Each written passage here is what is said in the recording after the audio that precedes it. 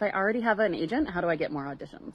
I'm Rachel Mossey. I'm a casting director, and I'm here to answer your question. So something I think a lot of people don't understand about agents is that your agent is submitting you for everything. Like, they're submitting you for more jobs than you're probably a fit for, just in case, you know, the casting director or whoever's making the decisions is going to be moving beyond those initial specs or more flexible in what's asked for. Your agent is submitting you all the time. Like, a lot of people think, oh, my agent's not submitting me or my agent's not doing enough to get me auditions. And most of the time they're doing everything they can. I would say what you can do to get more auditions is you can update your headshot or your reel or whatever your resume, whatever your materials are. Just make sure your materials are really good and they're accurate and they reflect you and they show your recent work. Sometimes you might need a different agent. The thing about agents is that for stuff that goes through casting, most of the agents in the area, or like a huge proportion of them, are going to get the same breakdown, but there's a lot of stuff that doesn't go through casting, where the producer or director just goes directly to an agency and makes a booking based on that one agent's roster, or they'll go to a couple different agencies. If you're with a relatively small agency, they might not have that many clients, and so they might just not get that much work or not get as many opportunities for you. I think there's pros and cons to being with a small agency. I definitely think it's great, especially for people who are starting out, and you can get lots more attention and you're more likely to get chosen